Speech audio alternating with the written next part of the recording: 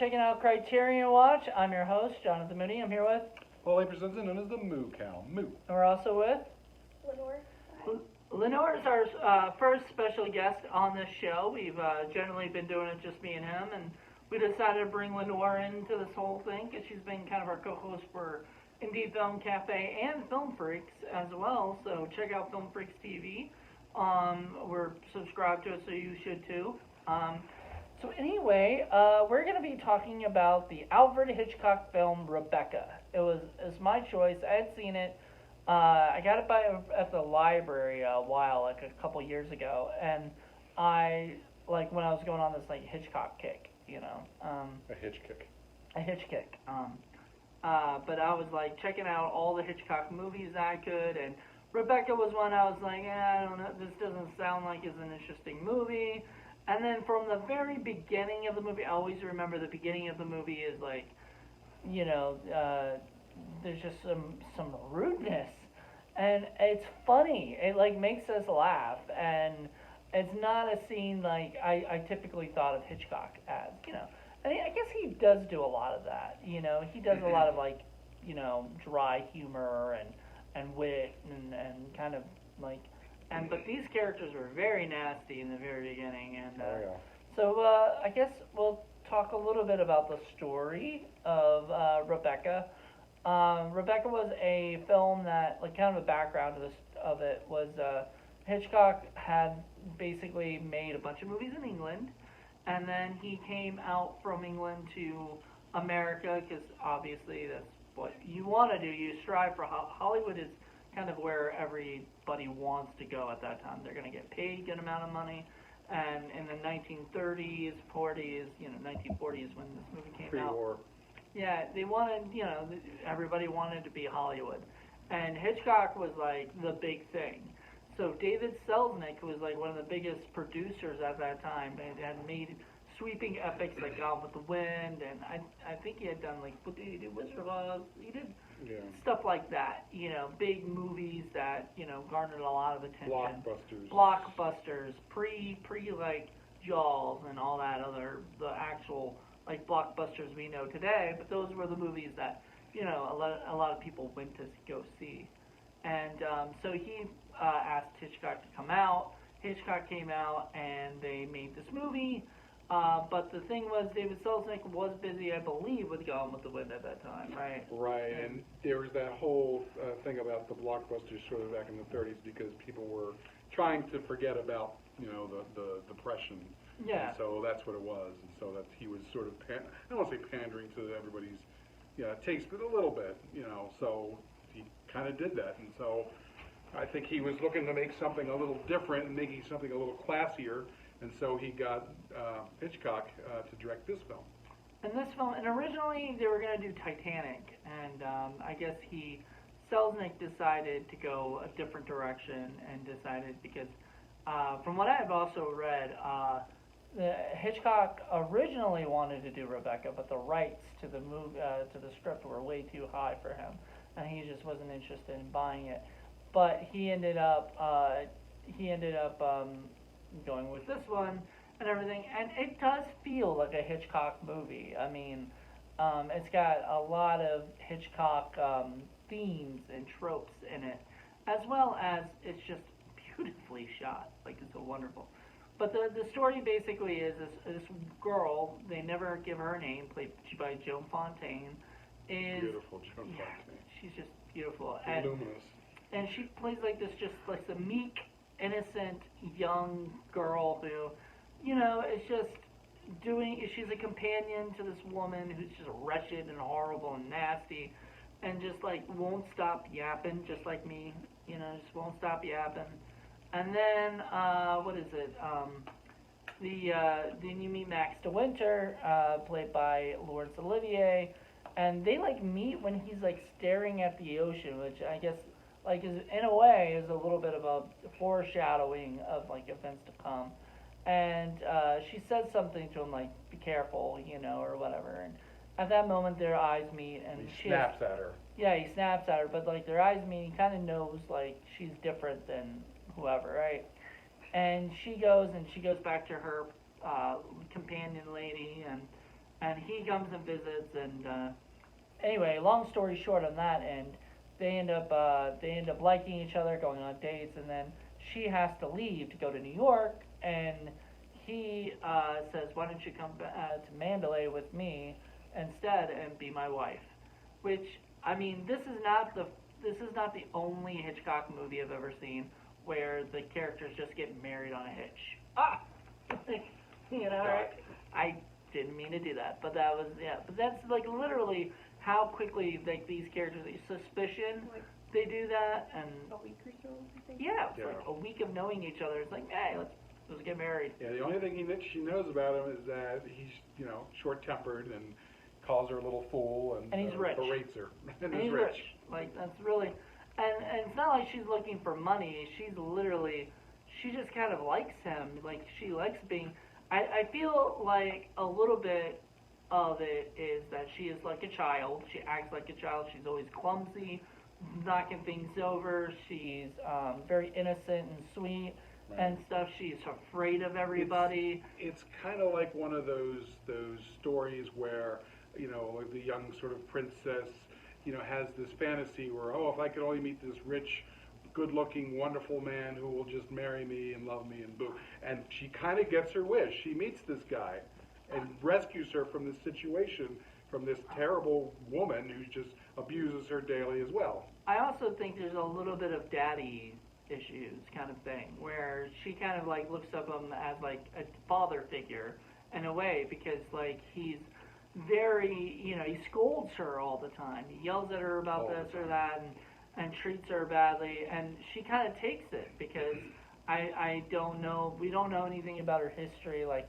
we don't know anything about her parents, about her side. It's an interesting thing, and I probably would have to go back and read the source material, which is Daphne du Maurier, who was a best-selling author of the period from the 20s and 30s, kind of like the Stephen King of that era, except without all the scariness. There was a little bit. He did a little bit of hauntings and stuff like that, but this was a lot more melodramatic, I think is the word I would have used. But the story is kind of like, it's less a Hitchcockian story in my opinion, and more about the Hitchcockian style, Right. in my opinion. Yeah, it is more about style than story. It's not like a wrong man, Right. accused of running Right. his typical Hitchcock stuff like that. But it does have his like sweeping like, shots and beautiful imagery and things only Hitchcock would have probably thought of at that time, and stuff like that to bring it. It did feel a little bit like a play at times, like people talked really fast, where I'm like, people don't talk that fast, like I don't know if that was like a thing at the time or if people really did talk like that fast, and I just Right, and there are, in No. the plot, there are definitely what you would consider stage contrivances, things that probably would not happen in real life, but only happen on the stage in order to keep the plot moving along. A lot of that is embedded in the movie, or is embedded in the plot of the story, the original story, and that gets transferred over into the film as well. Exactly. So anyway, to continue with the story, the girl, because Rebecca is Unnamed the girl. unnamed girl, becomes the wife, comes to Mandalay to live with her new husband, and right off the bat, she is greeted by like a million people, like that are just there. I mean, not a million, but like maybe All the I'd say servants. like It's like a dozen 10 servants. or 15 Yeah. people that are just like in a row, just waiting for her. And I mean, as anybody would probably expect, these people have not met her at all. They don't. I'm guessing they knew she was coming. There was no no. Right. He sent word. He probably sent word that my new wife will be joining us.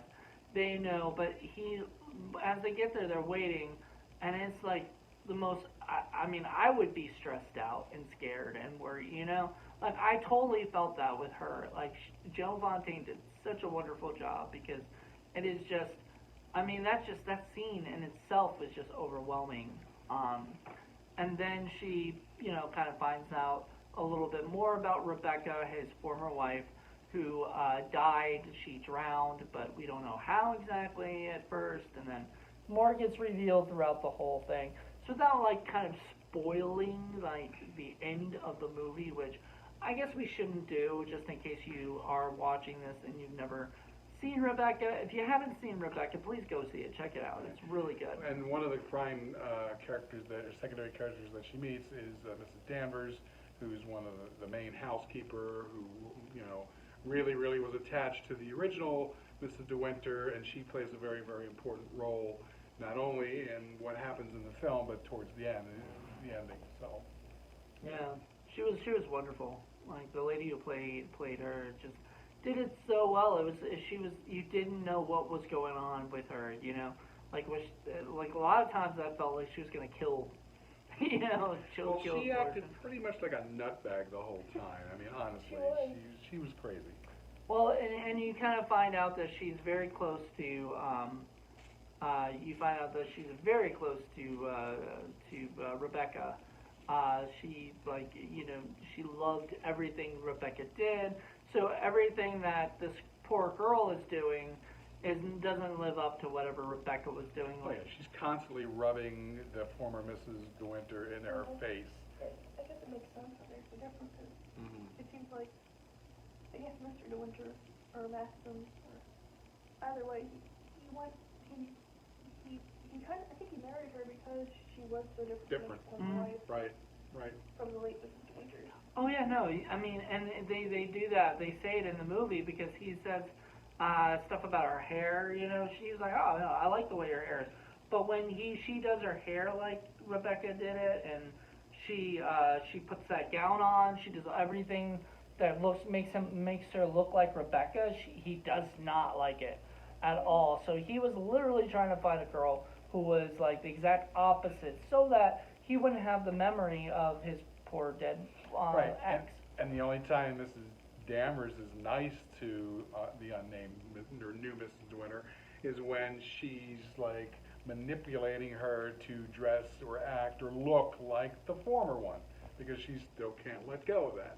Well, even when she's doing that kind of stuff or whatever, before that, like she's at the, one of my favorite scenes that was also very stagey and very, like we were talking about earlier, of, you know, it didn't seem like it would work in real life, you know, but the scene where she's telling her about the room, showing her off the rooms, this is where this is what's going on here, and then she kind of, That was creepy. yeah, she kind of comes into her and she's talking to her, girl's pretty much like this, like, leave me alone, and you know, we both were like, you know, I think all three of us were saying, just get out. Hear her stuff. And I'm like, get out, you know, like, Yeah, it was definitely weird by the time she was showing her, the, like, Rebecca's old clothing. yeah. Here's her underwear. Yeah, that What was the hell? It's like, here's your underwear, and she's like standing there going, I don't want to see this stuff. Like, Here's her see-through nighty negligee. Look, like you can see her hand through it.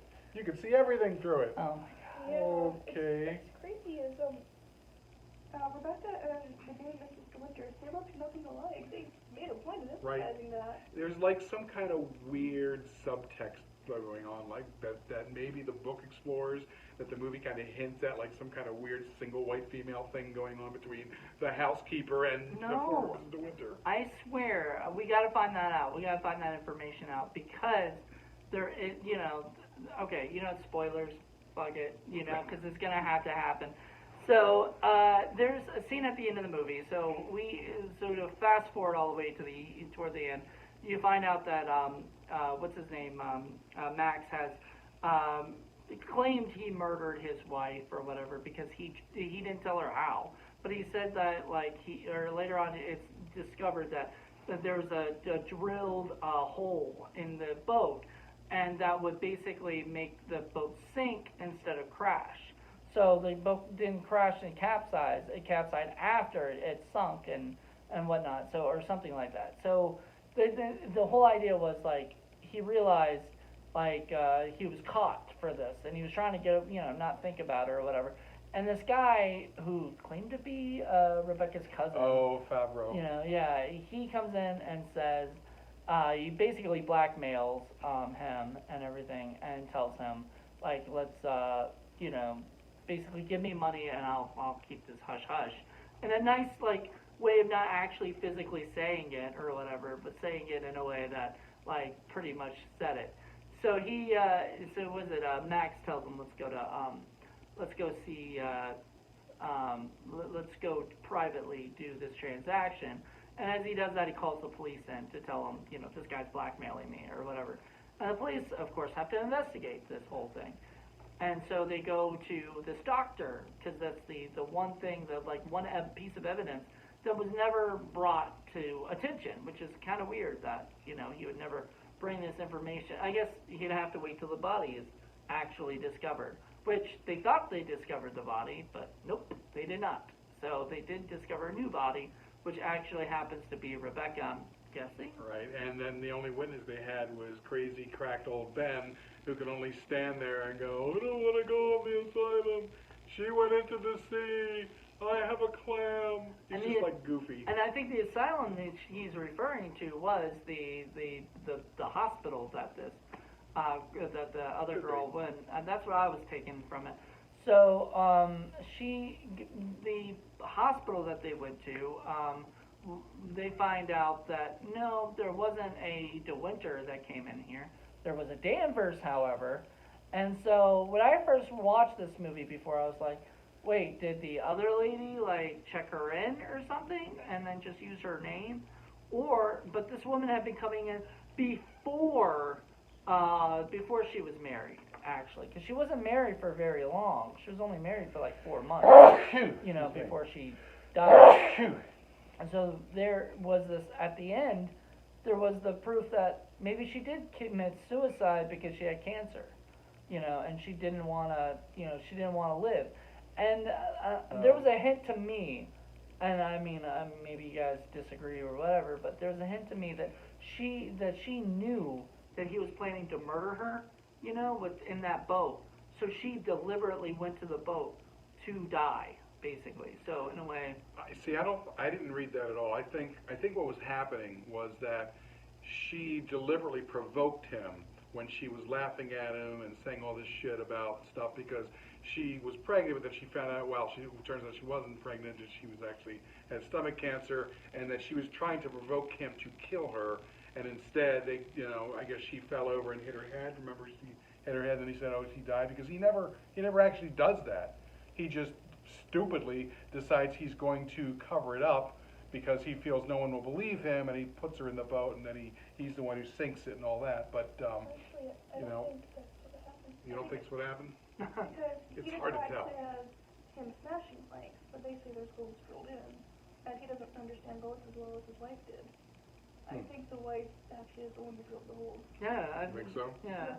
Because he described it as smashing the planks. Well, he said with a chisel, a hammer and chisel. Oh. I don't know. See, there's a lot to take into this movie. There's, it's 2 hours and 10 minutes. There's a lot that goes on, and a lot of it is the house, the amazing house. I mean, Right. talk about that. That's an amazing house, and it kind of most of the time it's focused on that up until the end when we start kind of they have the.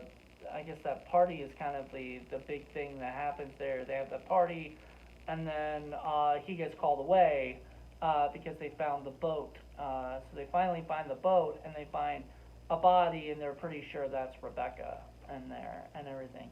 And so the other girl they thought was Rebecca, who we have no idea. We have no idea, another unnamed person. Which I don't know why he would say that was her, and not just say she's still off at sea. Yeah, the thing about this is, I mean, for a Hitchcock film, this is a typically beautifully shot, beautifully paced.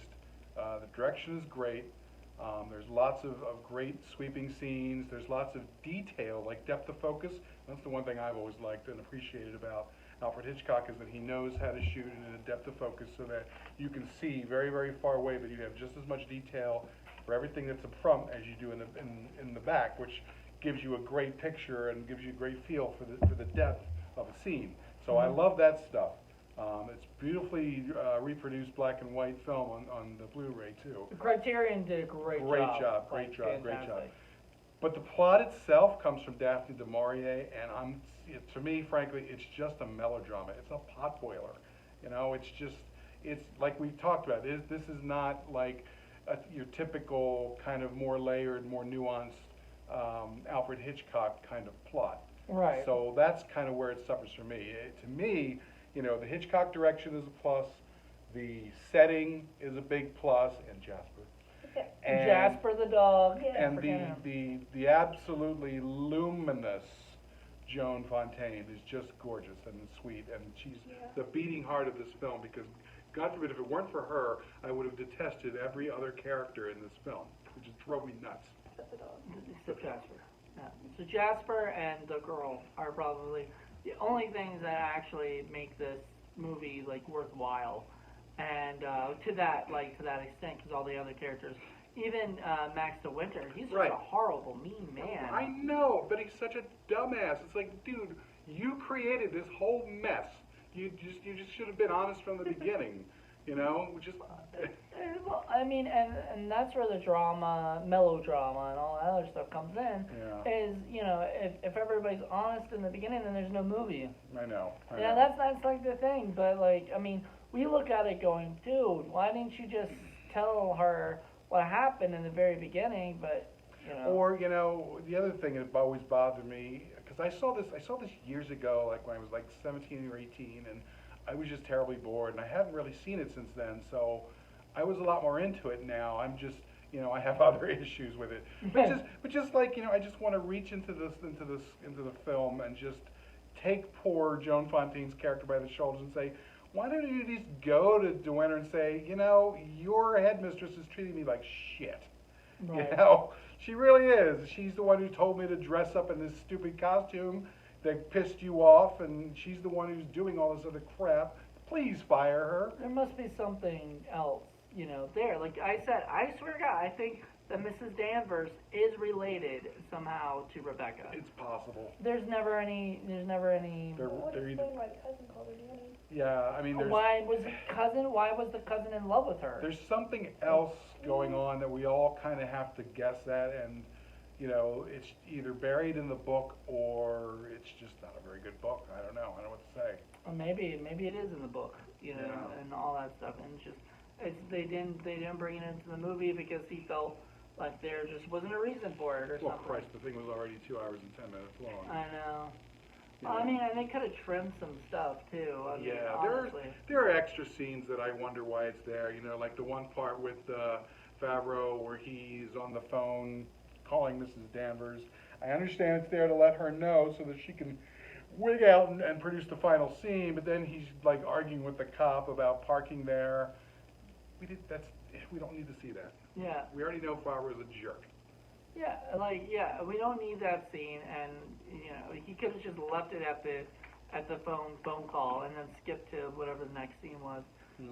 But unfortunately, he did not, and it just kind of lingered on. And I felt like there was a couple other scenes probably too that didn't need to happen. You know, I mean, honestly, to be honest, that her breaking that statue or whatever didn't even need to happen because Nah. it's not. Other than it comes back later that, you know, it got broken and they're gonna blame somebody for it or whatever. But so what? Like, yeah, like Didn't what matter. else? It didn't matter. Like it wasn't a thing that was gonna, you know, it wasn't like Rebecca's favorite. Right, You know. it didn't inform the plot. Mm. It just made her look like a dope. Yeah. So, I mean, and we've already gotten enough of those things. She's tripped, she's fell, she broke, you know, or she knocked over things. Like, She's oh, very mousy. yeah, I mean, we understand she's clumsy. Let's move on. She's young, You know, right? inexperienced, and they keep telling her, oh my God, they keep saying all these awful things to her, like, oh, it'd be nice, the woman of the house should be beautiful and brainy, but you bring other qualities, or, you know, you should really do something with your hair. You look like crap, is basically what they're saying. Yeah. That was horrible. Uh, I mean, they were Mr. De Winter's siblings, weren't they? oh yeah, those they were brother and insulting yeah. her, and they were Right. insulting him. The help was insulting her, everybody was. It was just awful. There was a great like thing where you meet those people, and right before you meet them, Max is saying, you know, you know, you're gonna meet my sister and brother-in-law. They're coming to visit. but you know, my sister is this mean person. If she doesn't like you, she'll tell it to your face. And I was like waiting, and she didn't. No. And I was like, oh, that was the nicest thing this poor Right, girl could have right. gotten. Because like this girl, like obviously, even the sister felt kind of bad for her. You know, like you're stuck in this house with all these horrible people. But like, I mean, I'm still gonna say mean things to you, but I'm gonna say it in a very I don't know, Passive-aggressive way. passive aggressive Right, way. Yeah. right. So. Well, my favorite Hitchcockian moment is when they have the masked ball. And, you know, she gets dressed up in something really nice, and then this is a typical backhanded, you know, below the scenes Hitchcock humor. The brother and the siblings of De Winter show up, and they are dressed in the most ridiculous costume. He's supposed to be some kind of strong man, and he has like a fake weight set with plastic weights she on keeps there. forgetting, But like she keeps forgetting because they're ridiculous, and she's supposed to be, I don't know, like the German woman that with the Viking helmet that bellows at the end of the opera. You know, the when the fat lady sings. It's just they're ridiculous costumes, and you know they're supposed to be these you know sophisticated people, and everybody else has a nice costume, but they have these ridiculous costumes, and it's just a little bit of sly under the table humor that Hitchcock pulls in there to sort of break up the potbelly, you know, the potboil melodrama, in my opinion. yeah. You know? He looks like Pebbles. It's ridiculous. He looked like from the Flintstones. Bam Bam. Yeah. Yeah. Right. It's so funny. So I think he did that on purpose. I think he definitely put that in there to sort of sneak his own little backhanded humor in there. Yeah, there was some weird stuff that happened in that, like some stuff that, you know, one of my favorite scenes is in the beginning, you know, with the scene with the what is it with the woman that she worked for and everything, and when she finds with the out lover. when she finds out that the girl is you know is engaged, but the way she does is he says, you know, oh, I'm engaged too, and she's like, oh, congratulations, who are you engaged to? And she's like, you're looking at her, right? And she like looks over at her, and that look of her like smiling and going down, we all laughed our butt off because Oh, we yeah. knew just what was gonna happen. And then when he leaves and she gives her a real dressing down, Oh yeah. it was like cringeworthy. Yeah, it was hard. It was hard to watch because, like, I'm one of those people too. Like, I'm kind of like, I mean, I'm not like her. I'll stick up for myself if I really, really feel like I need to. But a lot of times I let people talk junk to me or whatever like that if they, you know, if they want. And then there's, you know, but that lady, man, I wanted Joan Fontaine to like just tell her fucking off, just tell her. Well, and you know, it really does underline the difference socially between what was going on in the 30s and 40s, where everything was still, especially in England, where everything was very, very class conscious, and you never would speak ill to somebody of your better station. Whereas today, we don't give a shit, man. If you screw with us, we're just going to let you have it, and that's just the way it is. And you know, we can't look at it with our modern sensibilities to how they would do things in the 30s and 40s, because it wouldn't have worked. It wouldn't have flown. Well, just like you were saying before, like they don't even like sleep in the same room because in Hollywood that's Couldn't do not it. what you Yeah. you can do. You can get away with. What was your favorite scene? Jasper. Yeah. Any scene with Jasper in it? Jasper was adorable, Oh my goodness. and he does okay at the end. Yeah, he survived. Yeah, the whole thing with the weird old beach guy was kind of a red herring too. Ben. Yeah, you're led to believe like he has something a little bit more at stake to this whole thing. Really, he doesn't. Right. No. He's just some guy. Like I said, he reminded me of the guy from Friday the 13th. You're all doomed. You know, so you know, that's pretty much what it was. Is you know, him saying, "Oh, you know, I'm not supposed to be down here. Oh my goodness, don't tell anybody. Don't I'll send get me in to the trouble. asylum. They'll send me to the asylum." He apparently did not want to go there. I You don't know, have any even though underwear on. He probably should have been in the asylum. I don't know. Huh? Oh, did he say that or? No, I'm just being goofy. No. Probably should have been at the asylum though. I don't know. Yeah, most likely, most likely. It was interesting because the way that it was shot reminded me of some later movies that I've really, really liked. I think the first thing I mentioned was The Haunting, the original The Haunting. Mhm. Was based on the Shirley Jackson novel.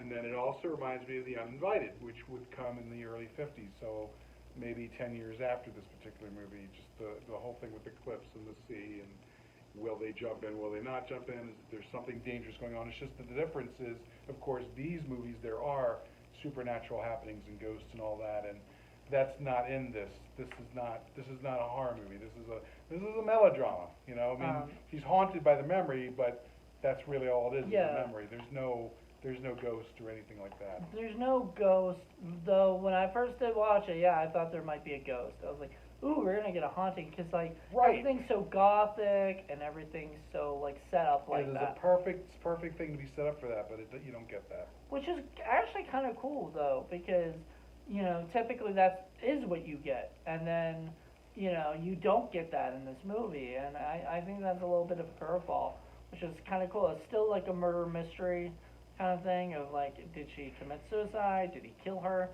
Both, you know. But he did say at the end that he didn't kill her. I know he was talking to the guy, Right. but I felt like he come to Right, that she conclusion fell. that she fell and she died, and he didn't know what to do. So he just put her in the boat, and then, you know, and And then went through this whole elaborate ruse rather than just saying, well, she clearly fell and hit her head, and that was it. yeah, but I mean that cop would have probably, you know, I don't know. That cop really did like him though. Yeah. He might have gotten away with it. I don't, well, I mean, he didn't murder her, so. Right. So, yeah, it's just like, dude, yeah, I could have smacked him. Laurence Olivier was good in this. This is a very different film for Laurence Olivier. You generally don't see him like this. Even though he's usually a sort of leading man and a ladies' man, this kind of character is very different for him. You know, you never see him being this short or this disagreeable with ladies and just treating them so poorly and just making this such bad decisions. But again, this is because the plot is informed by the book. Right. So they kind of have no choice. Hitchcock, I would think, if paid a lot, stayed pretty close to the book, if he'd been free to make changes, I'm willing to bet this would have been probably a better film, but I'm almost positive David Selznick would have said, "Oh no, I like it just the way it is," because soap operas are his thing. Yeah. That's what Gone with the Wind is. It's a freaking soap opera. Like I agree, and I think that today this movie couldn't be remade at all. At least not the way that it, like a shot-for-shot remake definitely couldn't be done because No. the lines are just too freaking. The dialogue and all the characters, you know, like you cannot stick with the script. You'd have to make it very different. Oh yeah, you try to do some of that crap to a modern woman today, and good for her. She'll probably kick him right in the nerds just because stop treating me like crap. Yeah, so I mean, as much as I would probably agree that like I would say if of all the Hitchcock movies, I wouldn't mind it being remade. Yeah. If they could just kind of make it a little bit different. I wouldn't want this movie to be like the same movie. I would want it to be basically the idea. I like the idea of being haunted by the by the past or whatever. That theme of like not being able to live up to somebody's greatness, or Right. whatever. Which is so weird. Once again, he was not married to her for very long, Right. and everybody treats her like she was freaking like the most amazing person in the world. And it's very interesting because during his confession, he says to her that 4 months after I was married, she came to me and told me all these horrible things that she was involved in, and he says I'd never repeat them. Well, how horrible could it have been? What exactly did she do? Well, maybe the book. Maybe we have to read the book to find any of this information out. She served wine in brandy glasses. I don't think so. I think she probably did do some horrible things. I mean, given that he did confess to, would it be a spoiler to say? Yeah, you can spoil all you want. Well, they were willing to confess that she was cheating on him with her own cousin, so. Right. Right. Which is a little weird, you know, but I I think it like, was some interest. honestly, they didn't even treat that like that was a big thing, like, Yeah, Well- so I guess that, would that have been a big thing in the? Probably not. Probably not. You know, years ago, marrying a first cousin really wasn't that big a deal. ugh. And I'm not even sure these days it's even considered a big deal. I mean, just, it's not, I mean, a consanguineous relationship of that type is far enough along that you don't have to worry about birth defects and stuff like that. It's still considered weird and icky, but you can do it. Yeah. And certainly back then with the upper classes, in order to keep money in the family, that sort of thing would happen. But there's that whole relationship for those people that we don't quite get. That's probably the subtext that is in the book, but there's definitely something going on with Danvers and Fargo and the former Mrs. De Winter that we just don't know. There's relationship stuff going on. There is, because there is that one scene where the guy comes in, starts talking to Miss Danvers about everything. She pretty much tells him to leave, to come back, you know, that you're not welcome here kind of thing. Then he goes around and finds her when he's like, has an open window. You notice, that's all he ever does is he's Oh, yeah. always in open He's windows. always imposing himself. Yeah, he's an oily, jerky character. Every single person in this film, apart from Joan Fontaine, is a jerk. I'll disagree with you for one person. The friend, I think his name is Frank. Oh, yeah. Okay. Yeah, I liked Frank. He was like very nice, but He's he a did, very steady guy.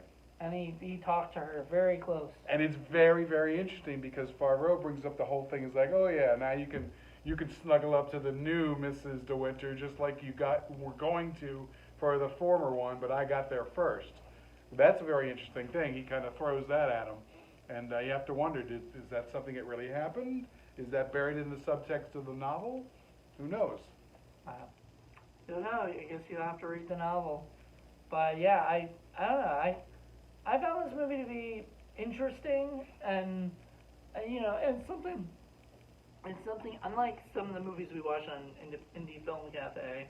Oh yeah, right. no compare. Yeah, but I can actually watch this movie like over and over again. Like I could watch it with some friends who might not have seen this or something. I don't know if I'd watch it alone, but I might listen to commentaries and stuff like that because they do have, like, Criterion has some wonderful commentaries, supplements. This is a 2-disc Blu-ray, so both are Blu-rays too, so it's not like you get a DVD. And the other thing I wanted to mention, because we also talked about that, was the way that this is very, very steeped in the style of the way things were shot and produced in the 40s, especially with David O. Selznick, and the way that the music is so obnoxiously, you know, informing the scene of how you, the audience, are supposed to feel. There isn't a second that doesn't go by without these, you know, overly saccharine strings and just music that it's just way too much, especially for modern audiences. It'll drive you nuts. It drove me nuts as a kid. Yep, it drove me a little nuts. I mean, once you know, when you noticed it and kind of brought it out, then I started noticing it. But at first I didn't like. I mean, I guess I'm so used to that with old movies, you know, and stuff that it doesn't necessarily It happens in bother The me. Uninvited as well, and I dislike Another it Criterion. even more there. Yes, and we'll probably get to that at some point, but it's worse there because The Uninvited is more of a ghost story, and all it does is serve to undermine the tension that's going on there, Right. and it just drives me nuts, you know. But that's just how stuff was done in Hollywood back then. All right. So overall, what did you enjoy it? Because I know you said the first time you watched it when you were like 17, 18, you were bored Right. by it. So this. Yeah, I like it better now that I've seen it as an adult and on the Criterion than when I first saw it when I was younger. Or did you see it on a? Did you see it at the theater? Or did you watch it No, I saw it on PBS years on ago. PBS? Okay, maybe that's it. Like sometimes PBS makes things look a little worse, you know, just because it's on TV. Well, it was on TV, yeah. Yeah, it doesn't look as good. What about you? Did you like it? Did you enjoy it? I did. Okay, and I mean, this is your first. this isn't obviously your first probably Hitchcock movie or whatever, No, but it is. It's my first Hitchcock movie. what? Yeah. Oh boy. I thought you said you saw Psycho.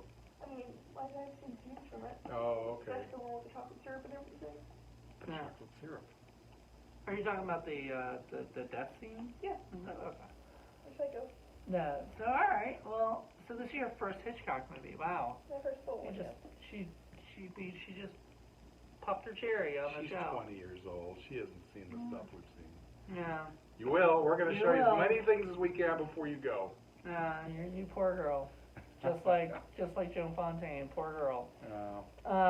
Yeah, but no, that's great. That's wonderful. I love that. 'Cause, I love introducing people to wonderful directors such as Hitchcock. Hitchcock's probably my favorite. We've discussed that, me and and I know it took me a while before I decided to do a Hitchcock movie, but I had to find the right Hitchcock Criterion film to do. There's just so many good ones, but like, I mean, I could have done the 39 Steps, or Which could is have my favorite. do Notorious.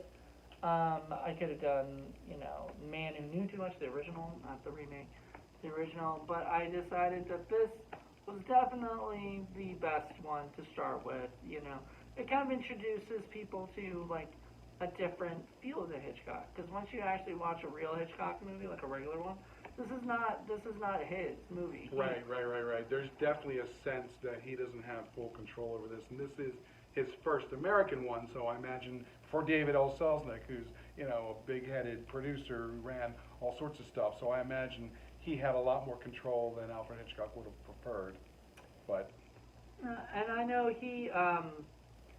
I know a lot of people say this is not a Hitchcock movie, but this was a David Selznick movie, or even Hitchcock when he talked to Truffaut in his book Hitchcock Truffaut, a wonderful book. If you're a Hitchcock fan, you have not read that book, go get it. As quickly as you can, find it online.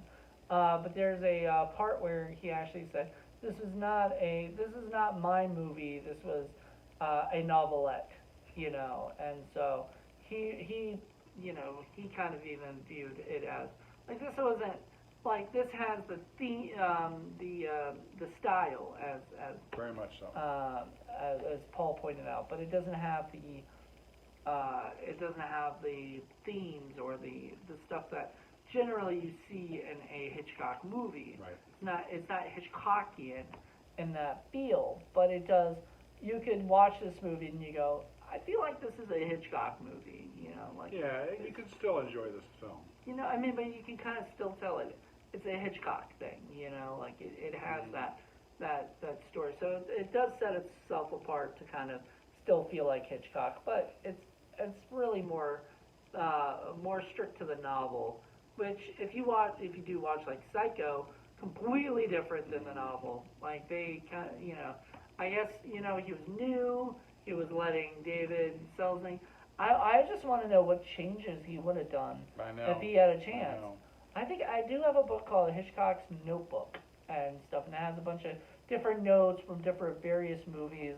Almost every one of his movies has different notes. Maybe I'll see if I can find the Rebecca one, and maybe we'll do a follow-up at some point That'd be cool. about it. That'd be awesome. But yeah, I think this is a great episode, and we're welcome back. So thank you guys for checking this out. If you guys liked Rebecca, please leave a comment. And check out sickflickproductions.com, and check out check us out on Criterion Watch on YouTube, YouTube, which hopefully you're watching this on, Facebook, Twitter, Instagram, I think Instagram, I don't know. We're on Patreon as well. So Well, feel free. Indie Film Cafe is on Patreon. So if you want to support Indie Film Cafe, that does go into all these other separate videos that we do. Film Freaks TV is another one that we do as well, and we'll be hopefully that'll be back next month. So check that out. And another Criterion Watch will be back next month, and he'll be picking it. So that'll be fun. Very interesting to see. I'd like to do something that's slightly different or somewhat different from this one. So we'll see. We'll see how it goes. Good. I can't wait. So it'll be fun to see what we get. And I just got a whole bunch of new Criterion. So Ooh. this should be interesting. Yeah, the sale just went on. Right. So I think the sale may be going on in October, but I've been hearing rumblings that it may be done. Yeah. This may be the last. So I'm hoping that there's at least one more this year, just so they finish it up, and then if they say no more, Barnes and Noble says no more, then no more. But I have this feeling, it might last for a little bit because they do very well, I believe, And for the current one's already done for the summer, right? the summer, yeah. But the next one is in October. So. Okay.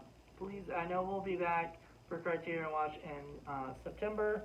Wow, it's gonna be September already. Wow. That is so nuts. And it's funny because, we had done Matewan for the last Film Freaks, and as it turned out, and we had talked about in the middle of that show about how this would have been a perfect film to be released on Criterion, and boom diddy boom, it turns out Criterion's releasing it, so we could have done that for Criterion Watch too. We could have done it for Yeah. Criterion Watch for sure, and I don't think we will at least this season, but maybe. We couldn't have because it's not released until October 19th. Yeah, and okay, so just so you guys know, we've already kind of started coming up with ideas for, we're gonna finish this season up in November. The season will Short be season. done. So it'll be 8 episodes for this show, 4 for Film Freaks TV, and then I think, what did we decide on, 22 episodes for Indie Film Cafe. So all those shows will be, finished, It's a lot of stuff, guys. by November and December, and then January kicks off the new season, and you're going to get you're gonna get a bunch of New stuff. bunch of new stuff, but it is going to be a different thing. I think we can talk about that, right? Or do you wanna? Sure, wait? sure. Okay, so just to kind of give you guys a heads up, I am going out to LA in January. That's the plan, and Mr. Presenza is coming with me in the beginning to help me get there and stuff. And while we're on the road, we thought, why don't we shoot a couple videos? So we're gonna do one Criterion Watch out there, and then I think we're gonna do. I think you're gonna do Film Freaks. But I don't know if you're gonna do Film Freaks out in California or by yourself. Yeah, we don't figure know it that. And then we're also doing Indie Film Cafe and interviews out there as well. So for the time that you have there, it's gonna be crazy. Oh, I know. Yeah. But the thing is, henceforth, we're going to be doing our Film Freaks and Criterion Watch in different coasts, and Indie Film Cafe as well. So he'll be doing stuff out in LA, and I'll be here in Virginia doing stuff here, and we're going to have probably different crews to help discuss the films after we're done. The beauty of Criterion Watch is we could have 2 people. Right. That's what we've been having technically before anyway. Film Freaks, we usually have at least 3 to 4 people or whatever, so we'll figure that out. I know our next one is next month, and that's I'm excited. We'll talk about that later, which one that is. But yeah, so we're doing that, and then so we're doing it both at different coasts. So you'll get the episodes, but we're kind of switching off and on.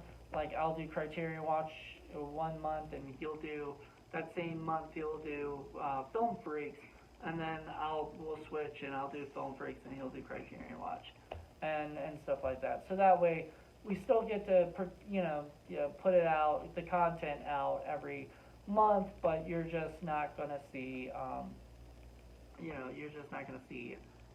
me and him together a lot. Not for a while. But we will be back at times, and when we do, we will have a new IOC. We'll have a new.